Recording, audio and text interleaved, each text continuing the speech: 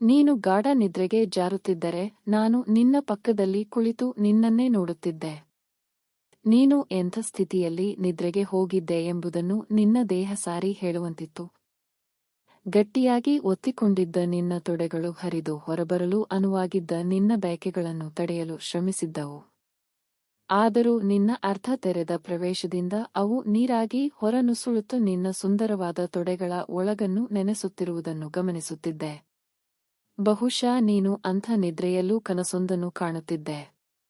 ಆ ನಿನ್ನ ಕನಸಿನಲ್ಲಿ ನಾನು ಮೆಲ್ಲಗೆ ನಿನ್ನತ್ತ ಬಾಗಿದ್ದು ನಿನ್ನ ಆರ್ದ್ರತೆಯ ಪರಿಮಳವನ್ನು ಹೀರುತ್ತ ಹಾಗೆಯೇ ನನ್ನ ತುಟಿಗಳಿಂದ ನಿನ್ನ ಒದ್ದೆಯಾದ ಮೃದು ಚರ್ಮವನ್ನು ಚುಂಬಿಸಿದ್ದು ನಿನಗೆ ಅರಿವಾಗಿರಬೇಕು. ನಿನ್ನ ದೇಹ ಒಂದು ಕ್ಷಣ ಕಂಪಿಸಿದಾಗ ನಾನೆಲ್ಲಿ ನಿನ್ನ ನಿದ್ರೆಯನ್ನು ಕೆಡಿಸಿದೆನೋ ಎಂದುಕೊಂಡೆ. ಆದರೆ ಮುಂದಿನ ಕ್ಷಣ ನೀನು ಶಾಂತವಾಗಿದ್ದೆ, ನಿನ್ನ ದೇಹ ಸ್ತಬ್ಧವಾಗಿತ್ತು. ನನ್ನ ತುಟಿಗಳಿಗೆ ಅಂಟಿದ ನಿನ್ನ ಆರ್ದ್ರತೆಯನ್ನು ಚಪ್ಪರಿಸುತ್ತ ಯೋಚಿಸುತ್ತಿದ್ದೆ. ನಿನ್ನನ್ನು ಎಚ್ಚರಿಸುವುದು ಇಷ್ಟವಿರಲಿಲ್ಲ, ನಿನ್ನನ್ನು ಆ ಕನಸಿನಿಂದ ಸೆಳೆದು ಹೊರತರುವುದು ಬೇಕಿರಲಿಲ್ಲ. ಮೆಲ್ಲಗೆ ನಿನ್ನನ್ನು ಹೊರಳಿಸಿ ನಿನ್ನನ್ನು ನಿನ್ನ ಬೆನ್ನ ಮೇಲೆ ಮಲಗುವಂತೆ ಮಾಡಿದೆ. ಅಷ್ಟೇ ಮೆಲ್ಲಗೆ ನಿನ್ನ ತೊಡೆಗಳನ್ನು ಬಿಡಿಸಿದಾಗ ಅರಳಿದ ನಿನ್ನ ಸವಿದುಟಿಗಳು ಅದೇ ಆಗ ಮತ್ತೆ ದ್ರವಿಸಿ ದೀಪದ ಮಂದ ಬೆಳಕಿನಲ್ಲಿ ಹೊಳೆಯುತ್ತಿದ್ದವು. ನೀನು ಕನಸಿನಲ್ಲಿ ಈಗೇನು ಕಾಣುತ್ತಿದ್ದೆ ಎಂದು ನನಗೆ ತಿಳಿದಿರಲಿಲ್ಲ. ಅದೇನೇ ಇದ್ದರೂ ಆ ಗಳಿಗೆಯಲ್ಲಿ ನೀನು ಕಾಣುತ್ತಿದ್ದ ಆ ದೃಶ್ಯ ನಾನು ಕಾಣುತ್ತಿದ್ದ ದೃಶ್ಯದಿಂದ ಭಿನ್ನವಾಗಿರುವುದು ನನಗೆ ಬೇಕಿರಲಿಲ್ಲ. ನೀನು ನಿನ್ನ ಕನಸಿನಲ್ಲಿ ಅನುಭವಿಸುತ್ತಿರುವುದನ್ನೇ ನಾನು ನಿಜದಲ್ಲಿ ನಿನಗೆ ನೀಡಬಯಸಿದ್ದೆ. ನಿಧಾನವಾಗಿ ನಿನ್ನತ್ತ ಬಾಗಿದೆ. ನನ್ನ ಬಾಯಿಯಿಂದ ನಿನ್ನ ರೇಷ್ಮೆಯಂತಹ ಒಬ್ಬನು ಇಡಿಯಾಗಿ ಮುತ್ತಿದೆ. ಆ ಅದ್ಭುತ ಸ್ಪರ್ಶಕ್ಕೆ ಈ ಬಾರಿ ನಾವಿಬ್ಬರೂ ಕಂಪಿಸಿದ್ದೆವು. ಆದರೂ ನಿನಗೆ ಎಚ್ಚರವಾಗಿರಲಿಲ್ಲ. ನನ್ನ ಬಾಯಿಯನ್ನು ಹಾಗೆಯೇ ನಿನ್ನ ರಸಗವಳದ ಮೇಲೆ ಒತ್ತಿ ಹಿಡಿದು ನಾಲಿಗೆಯಿಂದ ಅದನ್ನು ಯಥೇಚ್ಛವಾಗಿ ಸವಿಯತೊಡಗಿದೆ. ಹಾಗೆ ನಿನ್ನ ತುಂಬಿದ ರತಿದುಟಿಗಳನ್ನು ಚಪ್ಪರಿಸುತ್ತಾ ನನ್ನ ನಾಲಿಗೆಯನ್ನು ನಿನ್ನ ಸೀಳಿನೊಳಕ್ಕೆ ತಳ್ಳಿದಾಗ ನಿನ್ನ ದೇಹದುದ್ದಕ್ಕೂ ತೀಕ್ಷ್ಣ ಕಂಪನಗಳುಂಟಾಗಿದ್ದವು. ಅದೇ ಗಳಿಗೆಗೆ ನಿನ್ನ ಕೈಯೊಂದು ನನ್ನ ತಲೆಯ ಮೇಲೆ ಚಲಿಸಿ ಬಂದಾಗ ನೀನು ಎಚ್ಚರವಾಗಿಯೇ ಬಿಟ್ಟೆ ಎಂದುಕೊಂಡೆ. ಆತಂಕಗೊಂಡವನಂತೆ ಒಂದು ಕ್ಷಣ ತಡೆದೆ, ಆದರೆ ನೀನಿನ್ನೂ ಗಾಢ ನಿದ್ರೆಯಲ್ಲಿರುವುದು ಗೊತ್ತಾದಾಗ ಸಮಾಧಾನಗೊಂಡೆ.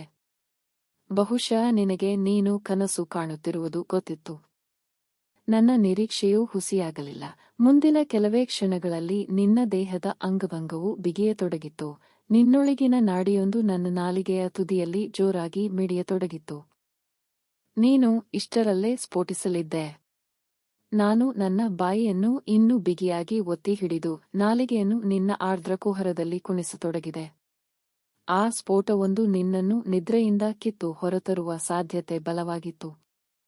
ನಾನಾದರೂ ಹಾಗಾಗದಿರಲೆಂದೇ ಬಯಸಿದ್ದೆ. ಆದರೆ ನಾನು ಹೆಚ್ಚು ಚಿಂತಿಸಬೇಕಿರಲಿಲ್ಲ.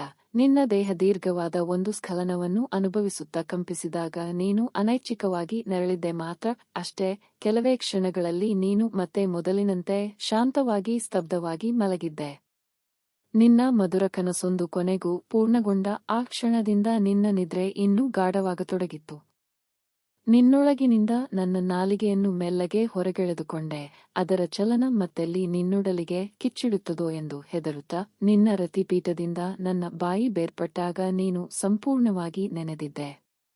ಮಲಗುವ ಮುನ್ನ ನೀನು ಕಳಚಿ ಎಸೆದ ನಿನ್ನ ಚಲ್ಲಣ ಅಲ್ಲೇ ಹತ್ತಿರದಲ್ಲೇ ಬಿದ್ದಿತ್ತು. ಅದನ್ನು ಎತ್ತಿಕೊಂಡು ಅದರಿಂದಲೇ ನಿನ್ನ ತೊಡೆಗಳ ಸುತ್ತಲೂ ಹರಡಿದ ಆರ್ದ್ರತೆಯನ್ನು ಮೆತ್ತಗೆ ಒತ್ತಿ ಒತ್ತಿ ತೆಗೆದು ನಿನ್ನನ್ನು ಶುಷ್ಕವಾಗಿಸಿದೆ. ನನ್ನ ಚೆಲುವೆ, ನೀನು ಎಷ್ಟು ಮುಗ್ಧಳಾಗಿ ಕಾಣುತ್ತಿದ್ದೆ. ನಿನ್ನ ಚೆಲುವು, ನಿನ್ನ ಸೊಗಸನ್ನು ಎಷ್ಟು ಕಣ್ತುಂಬಿಕೊಂಡರೂ ಸಾಲದು. ನಿನ್ನ ಹತ್ತಿರಕ್ಕೆ ಬಾಗಿ ಈ ಬಾರಿ ನಿನ್ನ ಹಣೆಗೆ ಹೂಮುತ್ತೊಂದನ್ನು ಕೊಟ್ಟೆ. ನಂತರ ನಿನಗಾಗಿ ಕಾಯ್ದು ನಿಂತಿದ್ದ ರಾತ್ರಿಯು ನಿನ್ನನ್ನು ತನ್ನ ಬಾಹುಗಳಲ್ಲಿ ತುಂಬಿಕೊಂಡು ಲಲ್ಲೆಗರೆಯುತ್ತ ನಿನ್ನನ್ನು ತನ್ನ ಪಯಣದಲ್ಲಿ ಜೊತೆಯಾಗಿಸಿಕೊಂಡಾಗ ನಾನು ಅಭಿಮಾನದಿಂದ ನಕ್ಕು ಮೇಲೆದ್ದೆ.